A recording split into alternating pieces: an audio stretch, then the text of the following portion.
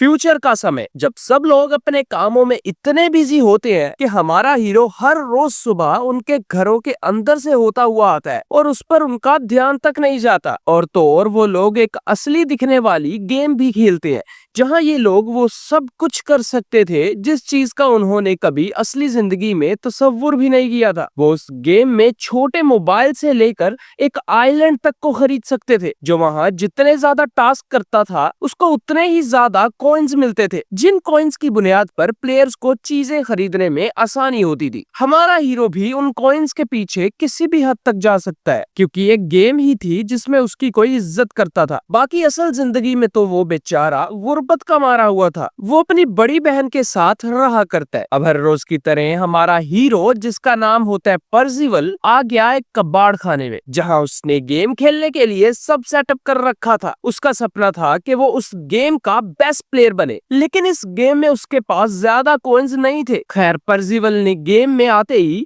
अपना hair style change किया और फौरन से कॉल लगाई अपने दोस्त येटी को, जो एक खतरनाक जंग के मैदान में होता है जिसमें प्लेयर्स आपस में लड़ते हैं और जो प्लेयर जिस प्लेयर के हाथों मर जाता है, मारने वाले प्लेयर को मरने वाले प्लेयर के सब कॉइन्स दे दिए जाते हैं और मरने वाले को फिर से लेवल 1 से शुरू करना पड़ता है, जहाँ उसके पास कॉइन्स के नाम पे एक फूटी कौड़ी तक नहीं होती। पर्सिवल का दोस्त येटी एक बहुत ही अच्छा योद्धा था। उसने गेम के अंदर काफी कुछ खरीद रखा होता है। उसके पास अपना एक बहुत बड़ा गैराज भी होता है। उसी जंग के मैदान में पर्सिवल के दो और दोस्त भी होते हैं, जिनमें से एक का नाम शॉ जबकि दूसरे का नाम दायतू था। वो भी काफी अच्छे योद्धा थे। खैर, अब पर्सिवल एक रेस के लिए तैयार हो रहा था। वो रेस हर साल एक मर्तबा खेली जाती है। दरअसल जिस आदमी ने इस गेम को बनाया था, उसने इस गेम के अंदर 3 अलग अलग चाबियों को छुपा रखा था, जिनको अगर कोई प्लेयर ढूंढ लेगा तो वो गेम उसके नाम कर दी जाएगी और वो गेम की कंपनी का इकलौता वारिस बनेगा। और पहली चाबी को पाने के लिए उन सबको एक खतरनाक रेस जीतनी होगी। ये रेस साल के आखिर में